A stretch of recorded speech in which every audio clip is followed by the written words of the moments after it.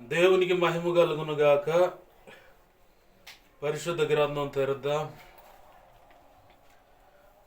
యోహాను రాసిన ప్రకటన గ్రంథము 2వ అధ్యాయము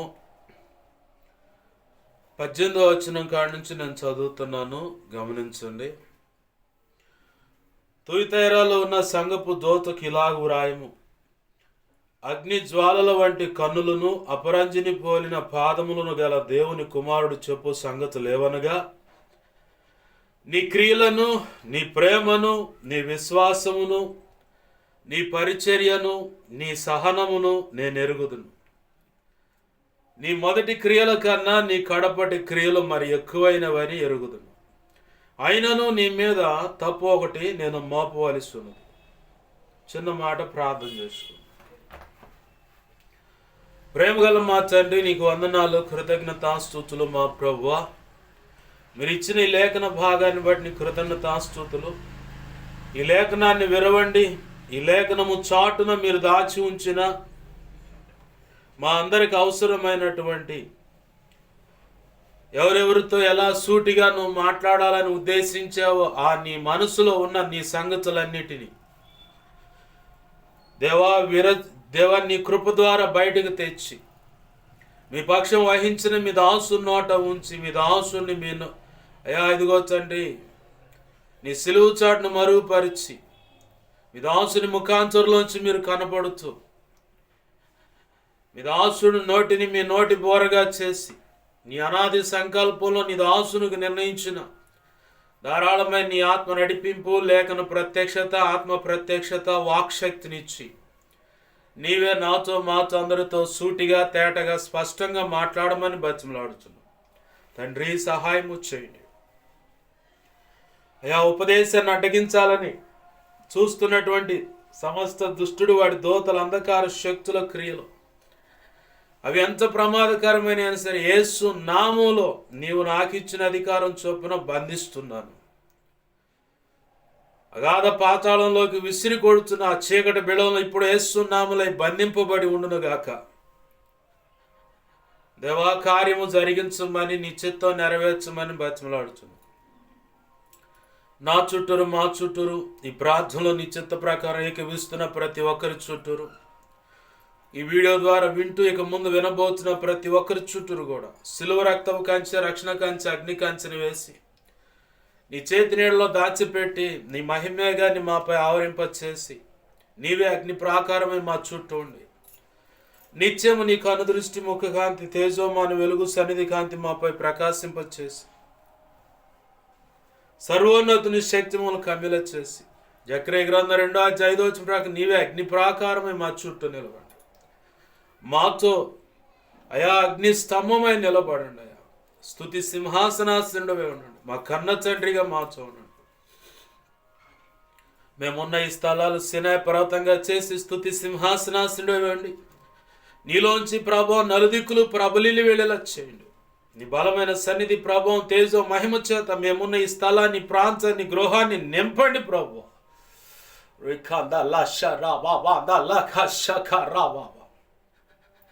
నీకే వందనాలు, వందనాలు, వందనాలు, వందనాలు, కృతజ్ఞతాస్తుతులు చెల్లిస్తున్నాను. నీ పక్షం వహించిన నేను బలహీనుడు, నీ మీద ఆనుకున్న నీ కృప మీద ఆధారపడ్డాను. నా సమస్త అవిధేయతలు, అతిక్రమ దోషాలు, ఆజ్ఞాతిక్రమలు ఒప్పున క్షమించుతండి. నీ సిలువ రక్తంలో కడిగి పవిత్రపరచు. పరిశుద్ధాత్మ అగ్నిలను పుటమే శుద్ధ సువర్ణంగా మార్చు. పరలో శుద్ధ సువర్ణ తైలు నాపై ఇంకనూ గొప్పగా ఉంచు. సిలువ రక్తంలో నేను కడిగి పవిత్రపరచు. శుద్ధ జలంతో సమస్త కీడ అపవిత్రతను కొట్టివేసి ఆనంద తైలాభిషేకం నాపై ఇంకనూ గొప్పగా ఉంచు. హెస్కేల్ 2వ అధ్యాయం 1-2 వచ్చిన ప్రకారం నన్ను మమ్మల్ని ఇచ్చేది దేవా చక్కగా నిలబెట్టి నీ ఆత్మతో నింపి మాతో మాట్లాడు. అపోస్తలుల కార్యం 4వ అధ్యాయం 27 నుంచి 37 వచ్చిన, యెషయా 57:16, మత్తయి 10వ అధ్యాయం 1 వచ్చిన 7-20 వచ్చిన ప్రకారం నీ కృప నాకు దయచు. ఇర్మియా 1వ అధ్యాయం 9, 10, 18, 19 వచ్చిన ప్రకారం నీ కృప నాకు దయచు. 81వ కీర్తన 10వ వచ్చిన 2వ భాగాన్ని బట్టి నా నోటిని నీ వాక్కు చేత నింపి, వాక్యము చేత నింపి నీవే నాతో మాతో అందరితో మాట్లాడమని బతిమలాడుతూ కృతజ్ఞతాస్తుతులు చెల్లిస్తూ ప్రభువా, నీవే ఈ సమాజాన్ని, పసివారిని, పెద్దలను, సమస్తాన్ని మీ స్వాధీనం తీసుకు వాతావరణాన్ని అనుకూలపరచండి. కరెంటు సమస్తమును రికార్డింగ్ ఉపయోగపెట్టి సమస్తాన్ని మీ స్వాధీనం తీసుకో దేవా. నాతో మాతో మీరు మాట్లాడమని, నీ ఆత్మకార్యములు జరిగించమని కృతజ్ఞతాస్తుతులు చెల్లిస్తూ యేసయ్య ఉన్నతనంత శక్తిగల నామమును అడిగి వేడుకొని ప్రార్థించి సమస్తం పొందుకొని నీ నామాన్ని గొప్ప చేసుకుంటూ నన్ను మమ్మల్ని నీ చేతులకు అప్పజెప్పుకుంటూ ఉపదేశాన్ని నీ చేతులకు అప్పజెప్పుకుంటూ నీవిచ్చిన లేఖనాన్ని బట్టి కృతజ్ఞతాస్తుతులు చెల్లిస్తూ యేసయ్య నామములోనే ప్రార్థించి సమస్తం పొందుకొని మహింపరుచుకుంటున్నాం మా తండ్రి. ఆమేన్, ఆమేన్, ఆమేన్.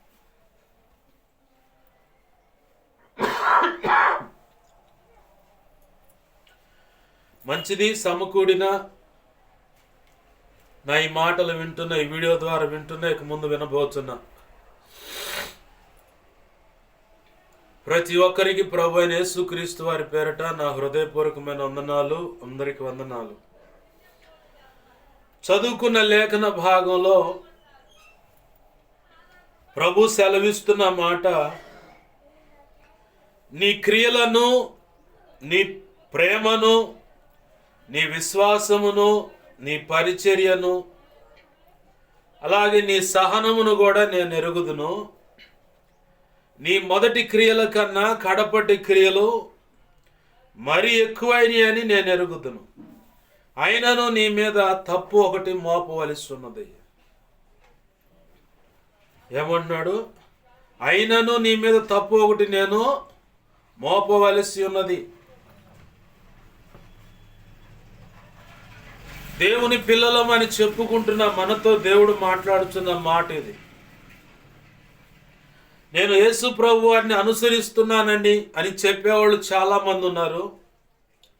మేము క్రైస్తవులు అండి అని చెప్పుకునే వాళ్ళు చాలా మంది ఉన్నారు.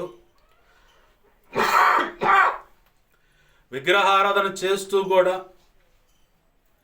రక్షణ అనుభవంలోకి వచ్చిన కుటుంబం అండి, మా తాతయ్య, మా నాయనమ్మ, లేదా మా అమ్మమ్మ, మా నాన్న, మా అమ్మ ఇలా రక్షణ అనుభవంలో ఉన్నారు.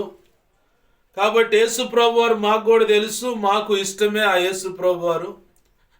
మేము కూడా భక్తి చేస్తున్నాం, రక్షణ లేకుండా భక్తి చేస్తున్నాం అని చెప్పేవాళ్ళు ఉన్నారు. అందరి దేవుళ్ళతో పాటు యేసు ప్రభు వారు కూడా ఒక దేవుడు అని చెప్పని విశ్వసించి మేము కూడా మా దేవి దేవతలు దేవుళ్ళతో పాటు ఆయన కూడా ఒక ఫోటో పెట్టి టెంకాయ ఏం కొట్టం కానీ, ప్రమిదలేం పెట్టం కానీ, సామ్రాణి కడ్డీలేం ముట్టించం కానీ, ఆయనకంటూ ప్రత్యేకంగా కొవ్వొచ్చి వెలిగిస్తామనే వాళ్ళు ఉన్నారు. అయితే వీళ్ళందరిలో ప్రభుకు అవసరమైన వాళ్ళు ఎవరు? వీరందరిలో ఇలా అనుసరించే భక్తి క్రమంలో చాలా మంది ఉన్నారు ప్రపంచవ్యాప్తంగా. యావత్ ప్రపంచం చాలా గొప్ప పండుగగా ఆచరించేది ఏదైనా ఉందంటే అదొక క్రిస్మస్ మాత్రమే. ఇంచుమించుగా 230 250 దేశాలు ఉన్నాయి. లెక్క కడటానికి 210 లేదా 220 దేశాలు సంఖ్య కట్టారు. మిగతా లెక్కలో లేని కొన్ని దేశాలు ఉన్నాయి. అంటే వారికి సరిపడ జనాభా లేకో, లేదంటే సరైన గుర్తింపు లేకో, ఆర్థిక స్థితిగతులు తల్లకిందులే అంటే పతనవ స్థితిలో ఉండో, వారి యొక్క సంస్కృతి సాంప్రదాయాలు ప్రపంచానికి చూపిస్తే ఏమన్నా అయిద్దని చెప్పాను. ఏమో మనకైతే తెలియదు. కానీ ఇంచుమించుగా పెద్దల అంచనా 250 దేశాలు ఉండొచ్చు, లేదా 300 దేశాలు ఉండొచ్చు అనుకుంటున్నారు. లెక్కకు మాత్రం 210 దేశాలు మాత్రం వచ్చాయి. మెట్టుకు జ్ఞాపకం చేసుకుందామండి. ఇప్పుడు ప్రపంచవ్యాప్తంగా బిగ్గెస్ట్ ఫెస్టివల్ ఏదైనా ఉందంటే క్రిస్మస్సే. ఇంకా అంతకు మించి పెద్ద పండగ లేదు. క్రిస్మస్ ఒకటి, ఈస్టర్ అయినా, గుడ్ ఫ్రైడే అయినా ప్రపంచవ్యాప్తంగా చాలా గొప్పగా పెద్ద మొత్తంలో జరిగించుకునే పండగ. అనేక సంఖ్యాకులు అంటే అనేక మంది ఆ పండుగ చేసుకుంటారు. బాగుంది. వీళ్ళల్లో ప్రభువుకు అవసరమైన వాళ్ళు ఎవరు? యేసు ప్రభు వారు అన్నాడు, నేను నా దగ్గరకు వచ్చేవాళ్ళని ఎవరిని త్రోసివేయను, వాళ్ళని నన్ను హక్కున చేర్చుకుంటాను అన్నాడు. బాగుంది. తండ్రి అయిన దేవుడు నా దగ్గరకు ఆకర్షిస్తేనే వారు వస్తారు కానీ లేకపోతే రారు అనే మాట కూడా ఉంది. బాగుంది ఇది కూడా. అయితే యేసు ప్రభు వారు అన్నాడు ఇంకొక మాట, పిలువబడిన వారు అనేకులు, ఏర్పరచబడిన వారు కొందరే అన్నాడు. పిలువబడిన వారు అనేకులు, ఏర్పరచబడిన వారు కొందరే. యెషయా గ్రంథం సాక్ష్యం ఇస్తుంది, లోబడనొల్లని జనుల వైపు దినమెల్లా ఆయన చేతులు చాపుచున్నాడు అని ఉంది. అంటే మనం వాస్తవికంగా లోబడనొల్లని ప్రజలు. ఐగుప్తు నుంచి బయటకు వస్తున్న ఇజ్రాయేలీ విషయమై యేసు ప్రభు వారు చెప్పిన మాట, అక్కడ యేసు ప్రభు వారు లేడు కదా, యేసు ప్రభు వారు అని ఎందుకు అంటున్నావు అనే మాట కూడా వస్తుంది. తండ్రి అయిన దేవుడు ఒక మాట చెప్పాడు, నీ ముందర మోషే, నీ ముందర నా దూతను పంపిస్తున్నాను, అతనికి నా పేరు ఉంది, అతను చెప్పే మాటలు శ్రద్ధగా వినాల, అతని సన్నిధిలో భయభక్తులు కలిగి ఉండాల, లేదంటే వారిని నా సభ్య సమాజం అన్నాడు. అంటే నా సభ్య సమాజం అంటే ఇజ్రాయేలీలందరిలో నుంచి వారి కుటుంబాన్ని వెలివేసి రాళ్లతో కొట్టి చంపేస్తాను, అతని మాట శ్రద్ధగా వినాలి అన్నాడు. కాబట్టి దూత అనే కాడ ఆ చుట్టుపక్కల సందర్భాన్ని వెతుక్కోవాలి మనకు అర్థం కావాలంటే. ఆ పై భాగం కానీ కింది భాగం కానీ ఆ పక్కన ఏమైనా దేవుడు మాట్లాడుతున్న సందేశాన్ని బట్టి, ఆ సందేశాన్ని బట్టే అక్కడ యేసు ప్రభు వారు, దూత అనే పేరు కాడ యేసు ప్రభు వారు ఉన్నాడా, లేకపోతే ఇంకో వేరొక వ్యక్తి అంటే వేరొక దూత గురించి ప్రస్తావిస్తున్నాడా ఏంటన్నది మనం ఖచ్చితంగా ఆలోచన చేయాలి. అప్పుడు మాత్రమే ఈ మ్యాటర్ నీకు అందుద్ది. అంటే దీన్ని ధ్యానించటం అంటారు. అలాగనే విశ్లేషించుకోవటం, లేదంటే నీకు నువ్వు ప్రశ్నేసుకొని వెతుక్కోవటం, అర్థం కాకపోతే దేవుణ్ణి అడగటమే. మొంగమూరి దేవదాసయ్య గారు అన్నారు, ఏ వ్యక్తిని కానీ, ఏ మతాన్ని కానీ, ఏ డినామినేషన్ కానీ దూషించరాదు, ద్వేషించరాదు. నీకేదన్నా తెలియకపోతే సంగతులు యేసు ప్రభు వారి దగ్గర, అంటే ఆయన సన్నిధిలోకి వెళ్ళి, ప్రభు నాకు ఈ సంగతి అర్థం కావట్లేదు, నాకు తేటపరచు, నాకు తెలియపరచు అని అడిగితే ఖచ్చితంగా ఆయన చెప్తాడని బైబుల్ మినిస్ట్రీస్ వ్యవస్థాపకులైన మొంగమూరు దేవదాసయ్య గారు చెప్పినటువంటి సూక్తి, అంటే సామెత. దేవునికి మహిమ కలుగును గాక. హల్లెలూయా. బాగానే ఉంది. ఇక్కడ దేవుని మాట వినాలి అని చెప్పని యేసు ప్రభు వారి మాట వినాలి అన్నాడు. ఆ బయటకు వచ్చిన తర్వాత, ఐగుప్తులోంచి బయటకు వచ్చిన తర్వాత యేసు ప్రభు వారు చెప్పిన మాట ఏంది? ఐగుప్తులోంచి బయటకు వచ్చిన ఇశ్రాయేలు గురించి, వీరు లోబడనొల్లని ప్రజలు కాబట్టి వీళ్ళని నేను పరీక్షించాలి. ఎవరు వాళ్ళు?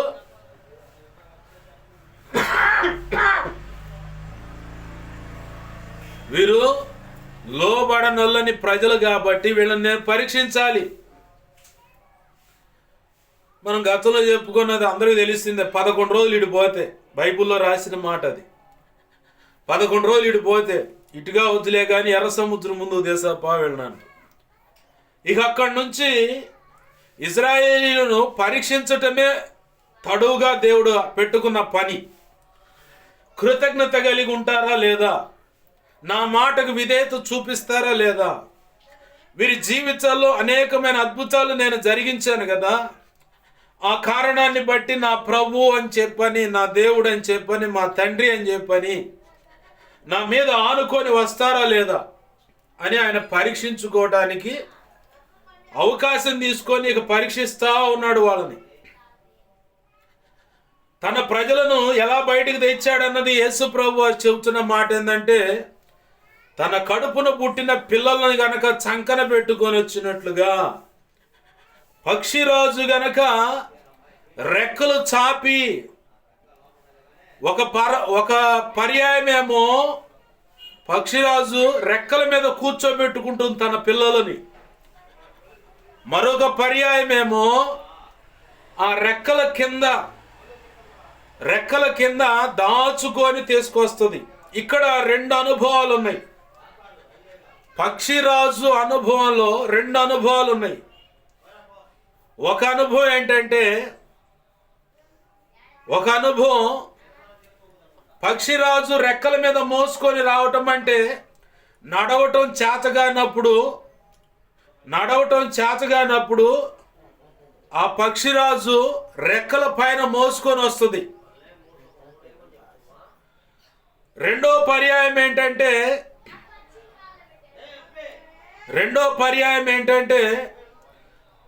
ఆ పక్షిరాజు కావాలనే తన గూడును రేపుద్ది. ఏం చేస్తుంది?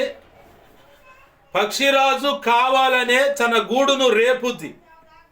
గూడును రేపటం అంటే ఏంటి అర్థం? అంతకు ముందేమో తన రెక్కల మీద మోసుకుంటా వచ్చింది. తర్వాతేమో ఉన్న గూడును రేపుతుంది. రేపటం అంటే పాడు చేయటం. పక్షిరాజు తన చేతులారా గూడును కట్టుద్ది, గుడ్లు పెట్టుద్ది, పొదుగుద్ది. అలాగనే ఆ పొదిగిన గుడ్లలో నుంచి వచ్చిన పిల్లలను పోషించుద్ది. దేవునికి మహిమ కలుగును గాక. హల్లెలూయా. దాని రెక్కల మీద అది చేతులారా దేవునికి మహిమ కలుగును గాక. హల్లెలూయా. పక్షిరాజు తన రెక్కలతో గూడు కట్టుద్ది. రెక్కలంటే చేతులు అనుకోవచ్చు, అందుకని ఈ మాట దేవుడు అవకాశం ఇస్తా ఉన్నాడు. పక్షిరాజు గూడు కట్టుద్ది, గుడ్లు పెట్టుద్ది, పొదుగుద్ది, పిల్లలు కూడా చేస్తుంది, వాటి పోషణ కూడా చూస్తుంది. ఒక కాలం రాగానే గూడు మొత్తాన్ని అప్పుడు దాకా భద్రంగా గూడు ఎలా ఉంటుంది అంటే దాని గూడు అంత ముళ్ళతోనే ఉంటుంది. పక్షిరాజు యొక్క గూడు అంత ముళ్ళతోనే ఉంటుంది. ముళ్ళే ఆ ముళ్ళతో ఉన్నటువంటి ఆ గూడులోనే సున్నితమైనటువంటి పరిస్థితి కలిపి ఎందుకు ముళ్ళు పెట్టుకుంటుంది అంటే సర్పం పక్షిరాజు యొక్క గుడ్ల కోసమే ఎదురు చూస్తుంది. ఎక్కడ దొరుకుతాయా మింగేద్దామని. ఆ సర్పం యొక్క దాడి అనేది జరగకుండా చుట్టూ ముళ్ళతోనే తన గూడు ఉంటుంది. లోపల మాత్రం సున్నితంగా తన పిల్లలకు గుడ్లకు ఎటువంటి హాని జరగకుండా సున్నితమైనటువంటి పరిస్థితులు ఏర్పాటు చేసుకుంటుంది. పిల్లలు చేస్తుంది, మళ్ళీ తన గూడును అదే పాడు చేస్తుంది. ఎందుకని ఎప్పుడైనా ప్రశ్న వేసుకున్నాం మనం? సేమ్ ఇదే అనుభవాలు యేసు ప్రభు వారిలో ఉంటాయి, ఆయన నడిపింపులో ఉంటాయి, ఆయన నడిపించే విధానంలో ఉంటాయి. పక్షిరాజు తన గూడును పాడు చేయటానికి కారణం ఏంటంటే తన పిల్లలు సోమరిపోతులుగా ఉండకూడదని. ఆమేన్, హల్లెలూయా. తన పిల్లలు సోమరిపోతులుగా ఉండకూడదు. తిండి సంపాదించుకునే విషయంలో సోమరిపోతులుగా ఉండకూడదు. రెక్కలు ఆడించి ఎగిరే విషయంలో సోమరిపోతులుగా ఉండకూడదు. అలాగనే పైకి ఎగిరే విషయంలో కానీ వేటాడే విషయంలో కానీ సోమరిపోతులుగా ఉండకూడదు. 3 అనుభవాలు దేవుడు గుర్తు చేస్తూ ఉన్నాడు. ఒకటి, తిండి విషయంలో సంపాదించుకోవాలి. తిండిని సంపాదించుకోవాలా. తిండిని సంపాదించుకోవాలంటే అక్కడే కూర్చుంటే కుదరదు, సోమరిపోతు అయిపోతారు. ఆధ్యాత్మిక జీవితంలోనూ భౌతికమైన జీవితంలోనూ సోమరిపోతులు ఈరోజు చాలా మంది ఉన్నారు. కనీసం తిండి సంపాదించుకునే విషయంలో కూడా చాలా మంది సోమరిపోతులుగానే ఉన్నారు. ఆడపిల్లలు ఉంటారు, అమ్మా లేవే, లేచి ఇంట్లో అంట్లు తోమంటదా తల్లి, బట్టలు ఉతకనాడు, ఏది పచ్చాక నాకే చెబుతూ అక్కకి చెప్పు అంటది చిన్నామ. ఏది పద్దాలు నాకే చెబుతావు, చెల్లెలకు చెప్పు అంటది పెద్దామ. సరే అయితే సరిపోద్ది తల్లింటికాడ.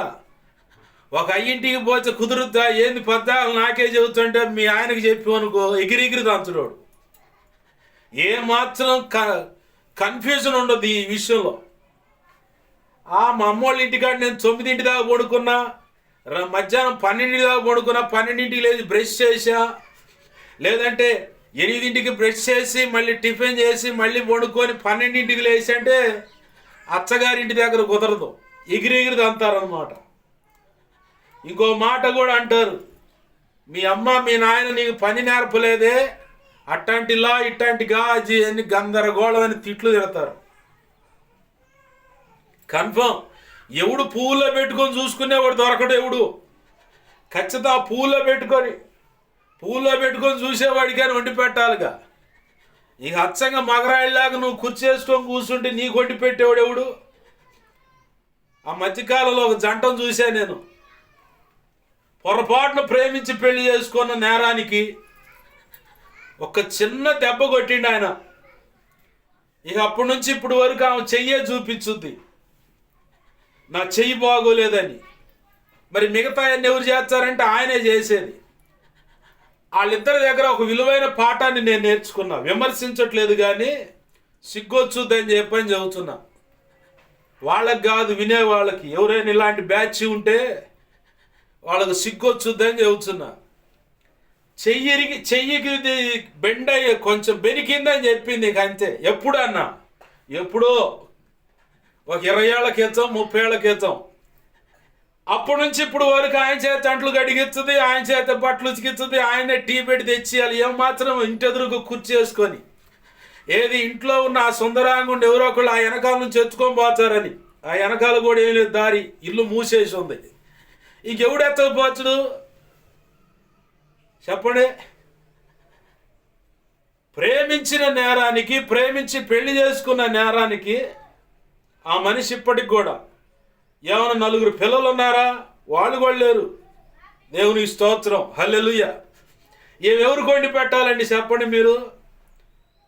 కట్టుకున్న భర్తకి రోజుకి లేదులో లేదన్నా 2000 3000 సంపాదన ఉంటుంది.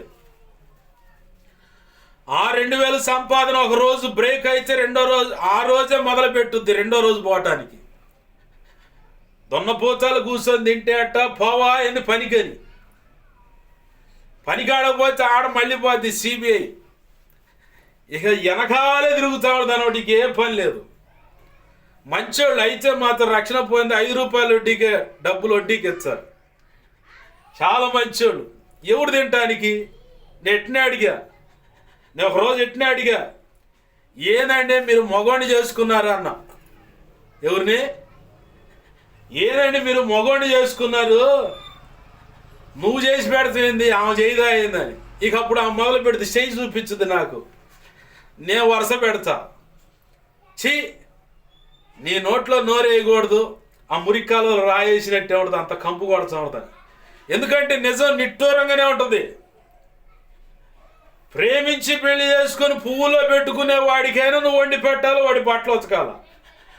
నేను ఏం చేయను వాడే చేసుకుంటే ఇక నీతో పనే ఉంది. ఇప్పుడు శరీరం సుఖం కావాలనుకుంటే చాలా చోట్ల తలుపులు తెరిసే ఉన్నాయి, తెలీదా మీకు? అట్లాంటి గృహాలు ఎన్నో ఉన్నాయి. తలుపులు తెరిసినాయి అంటే ఎన్నో గృహాలు ఉన్నాయని అర్థం. ఒక 100 200 లేదా 500 అని ఇచ్చిపోయొచ్చు. వాడిది ఏముంది, సంపాదించుకుని తింటాడు కూర్చుంటాడు, ఏ దిగులు ఉండదు. పెళ్ళం గోల ఉండదు, పిల్లల గోల ఉండదు, అమ్మ వాయ రొప్పు రోగం అని ఈ గోలే ఉండదు. ఇక నిన్ను తెచ్చుకొని ఇక లోకలు అంటారు, పల్లెటూరులో అయితే బాగా అంటారు, ఈడేందిరా పాలిచ్చేదాన్ని వదిలిపెట్టి తన్నేదాన్ని తెచ్చుకోండి అని చెప్పాను. నీకు బదులు ఒక పాడిగొడ్డు 1 లక్ష రూపాయలు పెట్టి ఇప్పుడు లక్షల్లో ఉన్నాయి అవి. అప్పట్లో మా చిన్నతనంలో ఒక 22,000 అంటే అబ్బా ఏం రేటు పెట్టి కొన్నాడు రా రైతు అనేవాళ్ళు. ఇప్పుడేమో 90,000 తక్కువ లేదు. ముర్రా జాతి గొడ్లు, అది కూడా కోడిదోడతో సమానం కూడా లేదు. ఒంగోలు జాతి కోడిదోడ బండలాగడానికి వస్తాయి. రేపు వస్తాయి స్టేజీకి, ఈ స్టేడియం దగ్గర 25వ తారీఖున. అంత గంభీరంగా ఉంటాయి. అట్లాంటి ఒక పశువుని నేను తీసుకొచ్చా ట్రావెల్స్లో, అంటే టాటా ఏసీ డ్రైవర్గా ఉన్నప్పుడు. ఎంత అన్న ఇదన్నా? ఎంత లేదు తమ్ముడు, 92గా అన్న. దాన్ని తెచ్చుకుంటే రోజు ఒక 5 లీటర్లైన పాలు ఇస్తుంది. నీ వల్ల ఉపయోగం ఏముంది చెప్పాలా? ఆడపిల్లకు గారాబం ఉండాలి కానీ చెడిపోయేంత గారాబం ఉండకూడదు. వాళ్ళ జీవితాలు వాళ్ళే నీవిచ్చిన స్వేచ్ఛ స్వాతంత్ర్యాన్ని బట్టి జీవితాలు పతనం చేసుకునే రీతిగా స్వాతంత్ర్యం ఉండకూడదు. క్రమము క్రమశిక్షణ కలిగి ఉండాలి. అప్పుడే నువ్వు అనుమతించే ఆ క్రమశిక్షణను బట్టే వారి పిల్లలను కూడా జాగ్రత్త కలిగి పెంచుకోగలుగుతారు. ఆమేన్, హల్లెలూయా. ఇలాగా సోమరిపోతులు మగ పిల్లగాడైనా సరే ఖచ్చితంగా యుక్త వయసుకు వచ్చినప్పుడు ఏదో ఒక పనికి వెళ్ళాలా. నేను పనికి వెళ్ళనని భీష్మించి కూర్చుంటే నువ్వే నాలా సేవ చేస్తున్నావు, సంపూర్ణమైన సేవ. నాకంటే తప్పలేదు. నేను ఇప్పటికీ కూడా ప్రభు ఏమైనా అవకాశం ఇస్తే ఏదో ఒక పనికి వెళ్ళిపోదామని రెడీగా కాసుకొని ఉన్నా. కానీ నాకు ఆయన అవకాశం ఇవ్వట్లేదు. సేవ చేయకపోయినా ఆయన చేతిలో చచ్చా, సేవ చేస్తాను ఏదో పనికి పోయినా చేస్తా. ఈ ట్విస్ట్ అన్నమాట నా బతుకు. నీకు అవకాశం ఉంది ఒక యవనస్తుడుగా, ఒక ఇంటి యజమానుడిగా ఏదో ఒక పనికి వెళ్ళాలి. పనికి వెళ్ళాలంటే ఎట్టా మరి భార్య పిల్లలకి ఏం పెడతావు? అట్లా చూసి ఇటు చేతగానోడు అని చెప్పని ఇంకొకరు చూసుకుంటారు. ఇవాళ అనేక రకాల పరిస్థితులు అయ్యే. నేను ఒక న్యూస్ చూశాను. మరదలతో అక్రమ సంబంధం పెట్టుకొని భర్త హైదరాబాద్లో ఏంది ముక్కలుగా ఆ అమ్మాయి నరికి కుక్కర్లో పెట్టి ఉడకేసిండంట. గ్రైండర్లోనేమో ఎముకలన్నీ వేసి పప్పు చేసి 5 వేసపోయి నీళ్ళలో కలిపిండంట. మరదలతో ఉన్న అక్రమ సంబంధం కోసం. ఆ మధ్యకాలంలో చాలా చూసాం. ప్రియుడు కోసం భర్తనే ముక్కలుగా చంపి కుక్కర్లో పెట్టిన భార్యలు ఉన్నారు. నాకు తెలిసి ఇతర కంట్రీస్లో అక్కడ అగ్రిమెంట్ రాసుకుంటారు. 2 సంవత్సరాలు కాపురం, పిల్లలు కావాలనుకుంటే కనటం అనేది. అట్లా జరిగి కాలం వెళ్ళిపోయింది అగ్రిమెంట్. వీళ్ళు విడిపోయారు. ఈయన ఇంకొక ఆమె చూసుకుంటే ఇతని మీద ఉన్న వ్యామోహం మోజును బట్టి ఒకరోజు మచ్చటంగా పిలిచి, నన్ను కాకుండా ఇంకొక వ్యక్తి కోసం పోతావని మచ్చటంగా ఆ పురుష మర్మాంగం మొత్తం కోసేసి బిర్యానీ చేసిందంట ఆ చెల్లి. ఏడ దొరుకుతీరా నీకు ఈ న్యూస్ అని చెప్పంటే మరేం చేస్తాం మరి? యెషయా గ్రంథం 60వ అధ్యాయం 2వ వచనంలో ఏముంది? భూమిని చీకటి కమ్ముచున్నది చూడు. క్రైస్తవుడు అన్నవాడు న్యూస్ పేపర్ చూడాలా, న్యూస్ చూడాలి. ప్రపంచంలో జరుగుతున్న అకృతాలు, అఘాయిత్యాలు, ఘోరాలు, నేరాలు, యాక్సిడెంట్లు, ప్రపంచ రాజకీయ చరిత్ర మార్పులు ఎలా ఉన్నాయనేది ఖచ్చితంగా క్రైస్తవుడు చూడాలా. చూసినప్పుడే నువ్వు విజ్ఞాపన చేయగలుగుతావు. అయ్యో ఇంత ఘోరంగా సభ్య సమాజం చెడిపోతుంది, దాంపత్య జీవితాలు పాడైపోతున్నాయి, పిల్లల జీవితాలు పాడైపోతున్నాయని. ఇంటర్మీడియట్ ఏమో ఆ అమ్మాయి ఒకడు బెదిరించి మరి తీసుకొని పోయి అత్యాచారం చేశాడంట. అది కూడా నిన్ననే చూశాను నేను. ఇవన్నీ చూడటం వల్ల వచ్చే లాభం ఏంటి? నేనేం మెంటల్గా శాడిస్ట్ అవ్వాలని కాదు. వాటి విషయంలో భారం కలిగి ఒక క్రైస్తవుడిగా ప్రార్థన చేయాలి. అది దేవుడు నిర్ణయించినటువంటి ధర్మం. దేవునికి మహిమ కలుగును గాక. హల్లెలూయా. సోమరిపోతులుగా ఉండకూడదని పక్షిరాజు యొక్క అనుభవం ఏంటంటే, మొదటిగా తన తిండి తన పిల్లలు వెతుక్కోవాలి, పోషిస్తుంది. మొదటిగా తల్లిదండ్రులు కూడా నిన్ను పోషిస్తారు. అయితే ఒక ప్రయోజకరమైన పాత్రకు వచ్చినప్పుడు, ప్రభు నీకు అనుమతించినప్పుడు, ఒక ఆడపిల్లవైనా మగపిల్లగా పరిస్థితులను చూసుకొని జాగ్రత్త అయిన పరిస్థితి అయితే అక్కడ నాకు సేఫ్ అనుకున్నప్పుడు ఆడపిల్లైనా మగపిల్లైనా సరే ఉద్యోగానికి వెళ్ళొచ్చు. అది దేవుడు నీకు అనుమతి ఇచ్చి, ఒకవేళ కొంతమందికి అనుమతి ఇవ్వడు. నువ్వు నా పని చేయాలి, నువ్వు ఏ పని చేయకూడదు, నా పని చేయాలి, కాబట్టి ప్రార్థన చేయి, వాక్యం చదువు, విజ్ఞాపన చేయి, నా సన్నిధిలో ఏకాంతంగా ఉండి కనిపెట్టు అంటాడు. నేను బాప్తిసం పొంది 2వ సంవత్సరం కాడి నుంచి నన్ను అట్ట పట్టుకుండా ఆయన. అంటే ఇప్పుడు ఇంచుమించుగా రేపు జనవరి 28 వస్తే 11 సంవత్సరాలు అయింది. 9 సంవత్సరాలు దేవుడే కూర్చోబెట్టి భక్తి చేస్తూ ఆయన పని చేయించుకుంటా ఉన్నాడు. ఆయనే పోషిస్తూ ఉన్నాడు. 1 సంవత్సరం కాదు, 2 సంవత్సరాలు కాదు, 9 సంవత్సరాల నుంచి ఆయనే పోషణకర్త. అంతకుముందు లేడంటే ఉన్నాడు, కానీ అంతకుముందు నా రెక్కలు ఆడాయి. అది కూడా ఆయన కృపను బట్టే జరిగింది. దేవునికి మహిమ కలుగును గాక. హల్లెలూయా. ఇక్కడ పక్షిరాజుకున్న అనుభవంలో ఒకటి, పిల్లలు తన ఆహారం అవి సిద్ధపరచుకోవటానికి సోమరిపోతులుగా ఉండకుండా గూడును రేపుతాయి. రేపటం అంటే తన చేతులతోనే, అంటే తన ముక్కుతోనే మొత్తం గూడు మొత్తం పాడు చేస్తుంది పిల్లలు కన్న తర్వాత. మరి ఆ పిల్లలు ఏడుంటాయి పాషి గారు అంటే పక్షిరాజు రెక్కల మీద ఉంటాయి. కొంతకాలం ఆ రెక్కల అనుభవం, అంటే తల్లి ఎలా అయితే తండ్రి అయిన పక్షిరాజు కానీ తల్లి అయిన పక్షిరాజు కానీ ఇలా రెక్కలు ఆడించటం అనే అనుభవాన్ని చూపిస్తాయి. చూపించిన తర్వాత ఒక్కసారిగా రెక్కల మీద ఉన్న వాటిని కాస్త కిందకు వదిలేస్తాయి. తన పిల్ల ఎంత వేగంగా వెళ్ళిపోయి బండకో నేలకో గుద్దుకోగలదో తనకు పక్షిరాజుకు బాగా స్పష్టంగా అనుభవం ఉంది, గ్రహింపు ఉంది. ఎంత వేగంతో వెళ్ళిపోయి భూమికైనా బండకైనా తగిలితే తన ప్రాణం పోదు దాని పక్షిరాజుకు బాగా తెలుసు. చివరికి పోయి నేలకు తగలబోయే సమయానికి టక్మని వచ్చి మళ్ళీ రెక్కల మీద ఎత్తుకుంటుంది. చూడండి, యూట్యూబ్లో కొట్టండి పక్షిరాజు అంటే, పక్షిరాజు అనుభవం యూట్యూబ్లో కనపడుతుంది. మళ్ళీ అమ్మండే బాగా ఎత్తైన స్థలానికి, ఎత్తైన ప్రాంతానికి తెలుసు, మళ్ళీ వదిలేస్తుంది. యేసయ్య నిన్ను నడిపించే అనుభవాలు కూడా ఇలానే ఉంటాయి. ఎందుకు అంటే రెక్కలాడించటం నీకు చేతవ్వాలి. రెక్కలు ముడుచుకొని అంతే ముందుకు పోయావు అనుకో, నువ్వు ఇంకా పరిపక్వత రాలేదని చెప్పని వెంటనే పక్షిరాజు వచ్చి ఎత్తుకుంటుంది. యేసయ్య కూడా అంతే ఎత్తుకుంటాడు, తీసుకుపోతాడు, మళ్ళీ ఎత్తైన స్థితికి తీసుకువెళ్తాడు. రెండు రెక్కలు దేనికి అనుభవం అంటే, ఒకటి ప్రార్థన, ఒకటి వాక్యము. ఈ రెక్కలు ఆడించడానికి ఉపయోగపడేది ఏంటిది చెప్పండి మీరు? ఈ రెక్కలు ఆడించడానికి ఉపయోగపడేది శక్తి. ఆ శక్తే పరిశుద్ధాత్మ శక్తి. ఆ శక్తే ఇంకొకటి ఇమిడి ఉన్నది, కనబడకుండా ఉండేది విజ్ఞాపన. మొదటికి నేర్పుతాడు దేవుడు, ఆ తర్వాత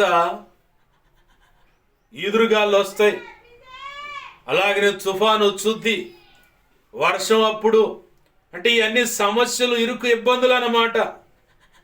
ఇక్కడ నువ్వేం చేయాలంటే ఆ రెక్కలు ఆడిస్తూ ఉండాలి. సుడిగాలి వచ్చిందనుకో, సుడిగాలి వచ్చిందనుకో, ఆ పక్షిరాజు ఎక్కడి దాకా వెళ్ళుద్దంటే ఆ సుడిగాలికి ఇంకా పైకి వెళ్ళిపోయి నిలబడుద్దంట. సుడిగాలిలో ఉండదు అది. సుడిగాలి తగులుతూ ఉంటే దానికి ఇంకా రేగుతూ ఉండదు మనసంతా. క్రైస్తవుడు అనబడిన వాడు, క్రైస్తవురాలు అని చెప్పబడుతున్న వారు ప్రార్థనలో రేగుతారన్నమాట. సమస్య ఎదురు తగులుతున్న కొద్దీ, సమస్యలు కఠినమవుతున్న పరిస్థితులు చూస్తున్న కొలది, ఏంది ప్రభువా, ఏందా ఇట్ట చేసావు, అట్ట చేసావు, నిన్ను ఎంత నమ్మా, అయ్యో ఏంది ప్రభువా ఘోరం అయిపోతుంది నా పరిస్థితి, అయ్యో అయ్యో అని చెప్పని యాడవడు. క్రైస్తవుడైన క్రైస్తవురాలు, నిజ క్రైస్తవురాలు, నిజమైన క్రైస్తవుడు యాడవడు.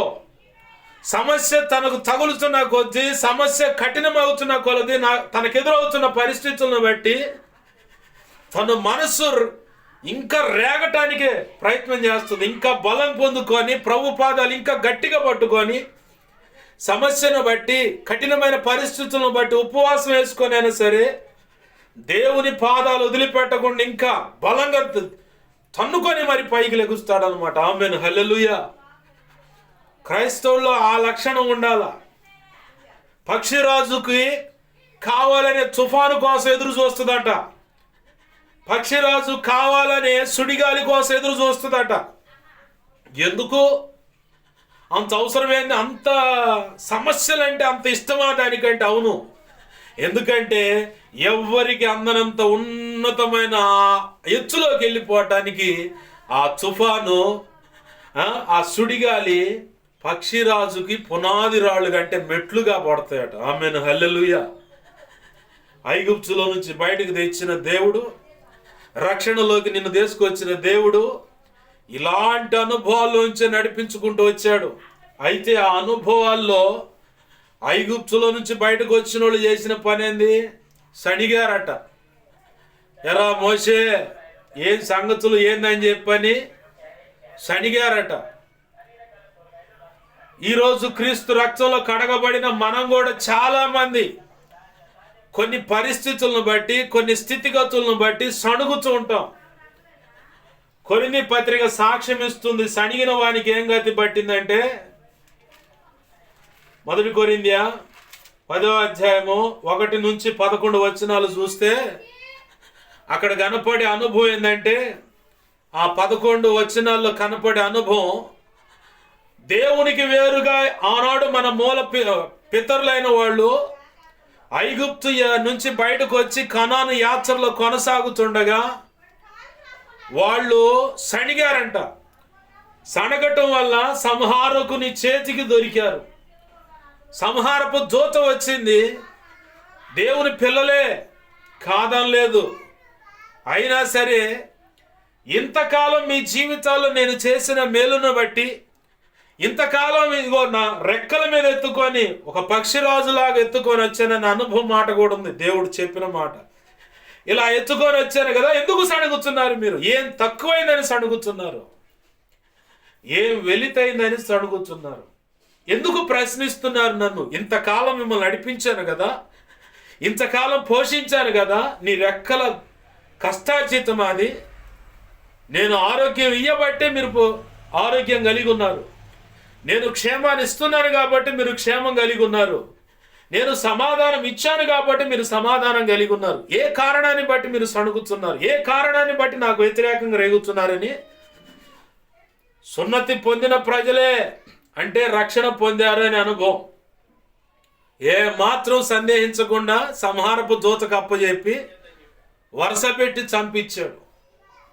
ఈరోజు క్రీస్తు రక్తంలో కడగబడిన నువ్వు ఒకవేళ సణుగుతున్నావేమో, జాగ్రత్త, ప్రమాద పంచుల్లో ఉన్నావు నువ్వు.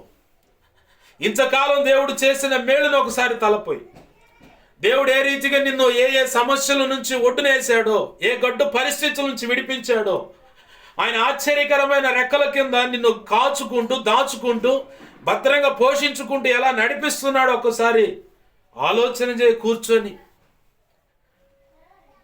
పక్షిరాజుకున్న అనుభవం ఒకటి, సోమరిపోతుగా తన పిల్లలు ఉంచకుండా జాగ్రత్త చేసుకుంటుంది.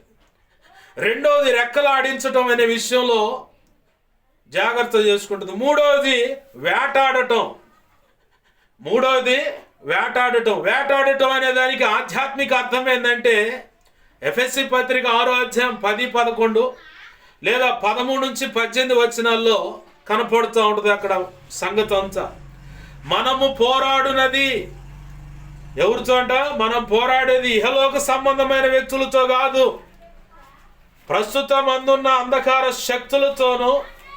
అదే మాట ఉంది అక్కడ చూడండి.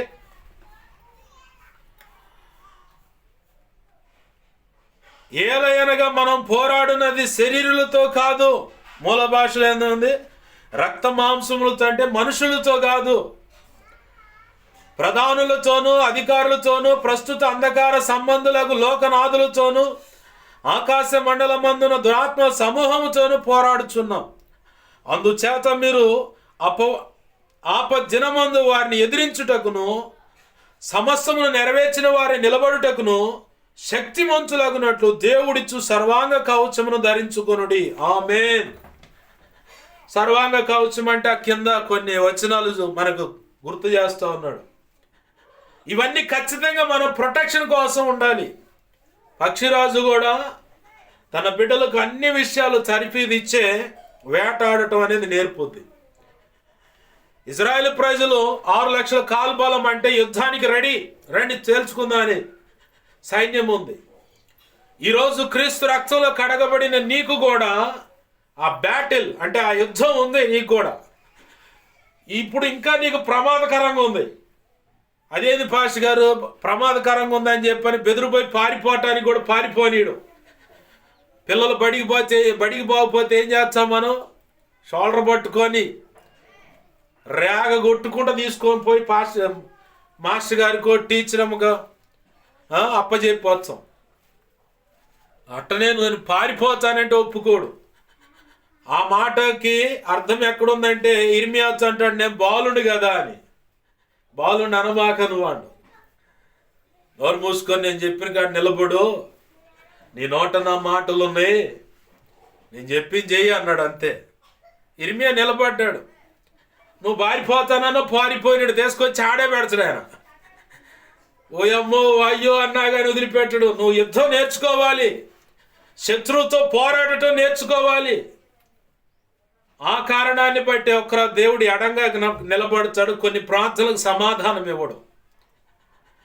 యుద్ధ నైపుణ్యత నీకు తెలియాలా. యుద్ధ నైపుణ్యత తెలియకపోతే శత్రువు వచ్చి నీ మీద దాడి చేస్తా ఉంటే ఎప్పుడు చూసినా ప్రభువుకి వెళ్ళి అట్టనే చూస్తాడు. మరి నువ్వేం చేస్తావు?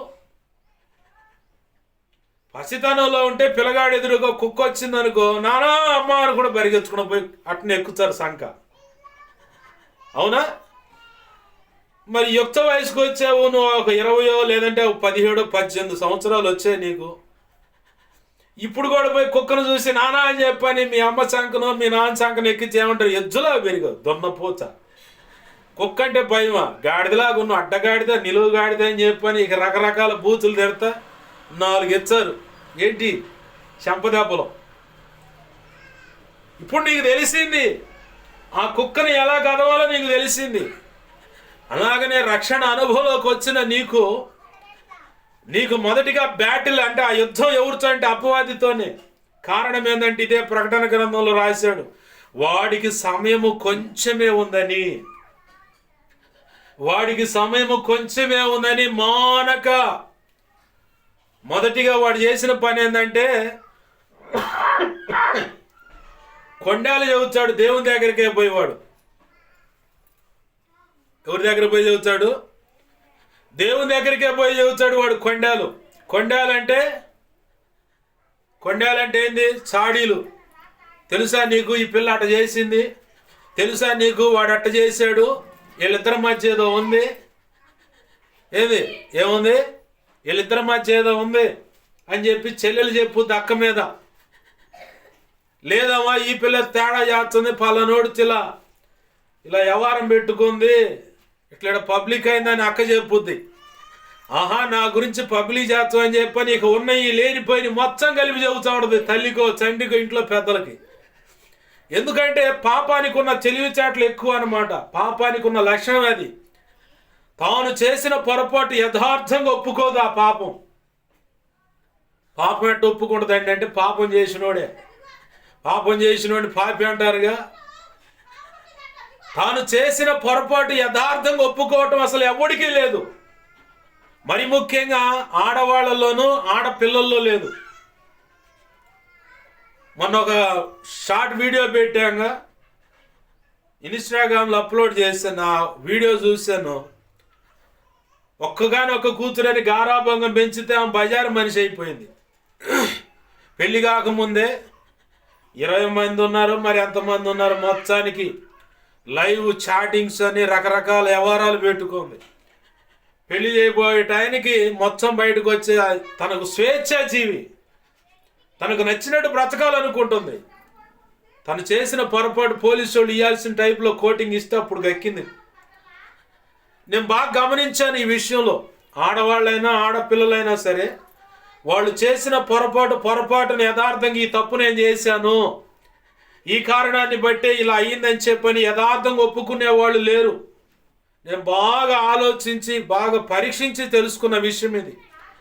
అందరూ ఆ తప్పును కప్పిపెట్టుకోవటానికి ఎదురువాదన పెట్టుకుంటారు, తగాదన పెట్టుకుంటారు, లేదంటే వాడే తేడా ఆమె తేడా అని ముద్రేసి ఇంకా 4 కల్పించి మరి కపట కన్నీరు గారుస్తా బోర్ నేర్చిన వాళ్ళు నేను చూసా. మరి వీళ్ళు ఉన్నట్టు యథార్థంగా ఒప్పుకునేది ఎప్పుడండి అంటే ఒకడి జీవితం పూర్తిగా పతనం అయిపోయి ఇక వాడికి జీవితం లేదు అనుకున్నప్పుడు, ఆమెకి జీవితం లేదు అనుకున్నప్పుడు అప్పుడు చెబుతారు ఏది డెడ్ స్టేజ్ అనమాట. ఇక ఇప్పుడు కూడా ఒప్పుకోకపోతే దేవుడు ఒప్పుకోడు అని, దేవుడు కూడా కనికరించడని ఆ భావన కలిగి ఇక చివరికి ఇదిగో ఫలానా కారణం నా వల్లనే పలానా వ్యక్తి జీవితం పతనం అయిపోయింది, ఇంత ఘోరంగా పతనం అవటానికి నేనే కారణం అని అప్పుడు చెబుతారు.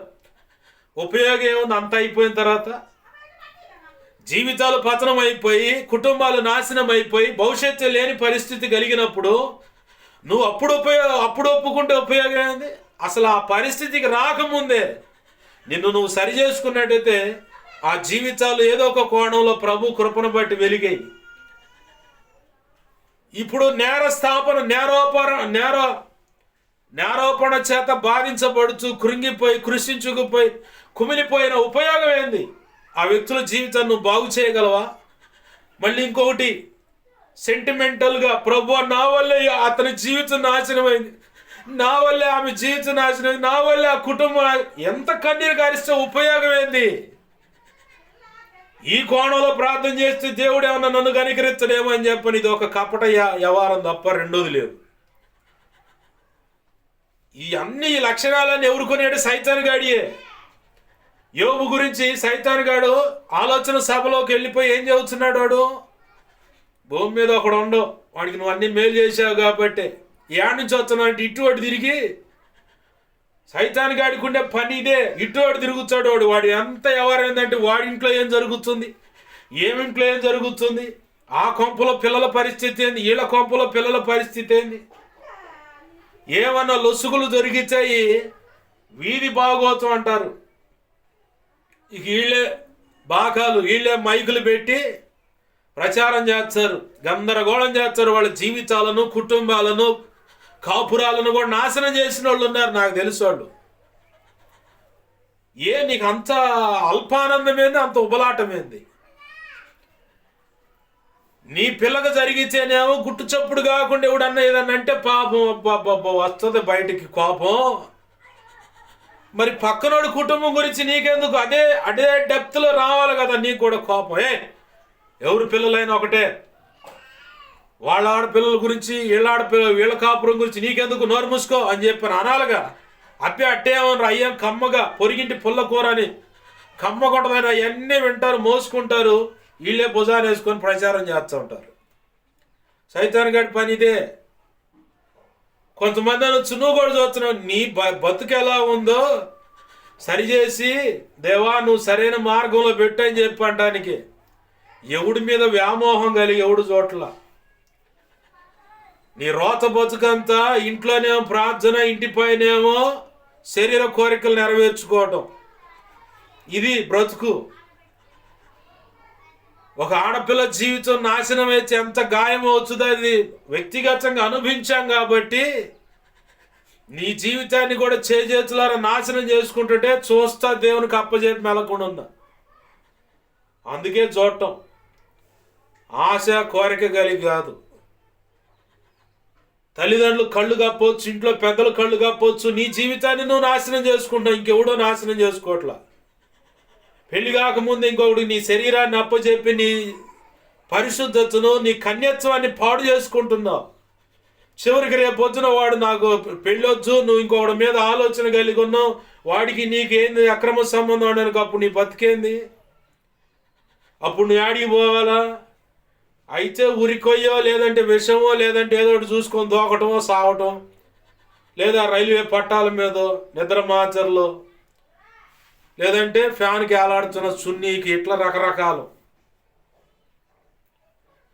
నిలువున నీ జీవితాన్ని నాశనం చేసుకుంటున్నా మిడిమిడి జ్ఞానంతో. నాకు అంతా తెలుసు అనుకున్నా, కొద్ది గోపిక పట్టు, నీ బొచ్చు కూడా రోడ్డు మీదకి వస్తుంది. అప్పుడు అందరూ చూస్తారు, ఏంది పాస్టర్ గారిని అలా అనుకున్నా ఇలా అనుకున్నా అని చెప్పని వాళ్ళు కూడా అంటారు.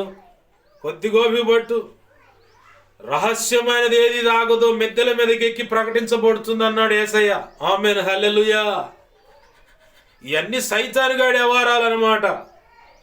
వాడు మొదటిగా చేసేది, వాడికి సమయం కొంచెమని నీ మీద కొండలు చెబుతూ ఉంటాడు, నీ చేత పొరపాట్లు చేయిస్తూ ఉంటాడు, నీ చేతనే సణిగేలా చేస్తాడు, నీ చేతనే దేవుని మీద ఉగ్రత వచ్చి పడేలా చేస్తాడు. అవును, ఇవన్నీ జరిగిస్తాడు వాడు. నీ చేతనే లేనిపోయిన అనుమానాలన్నీ కలుగు చేస్తాడు, దేవుణ్ణి ప్రశ్నించేలాగా చేస్తాడు.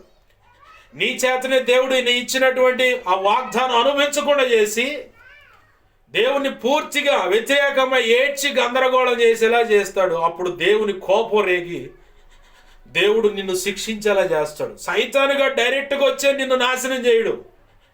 నిన్ను రేపుతాడోడు, ఆలోచనలు, తలంపులు, అనుమానాలు పుట్టిస్తాడు.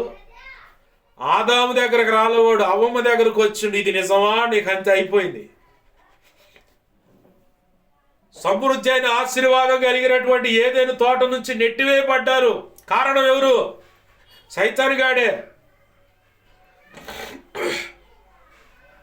నేను అందుకే అంటాను, ఎఫెసీ పత్రిక 6వ అధ్యాయం 10, 11, 13 నుంచి 18 వచనాలు రోజు అయ్యా నాకు ఈ కృపనివ్వని ప్రార్థన చేసుకోండి అని. నేను చేసుకుంటా ఆ ప్రార్థన.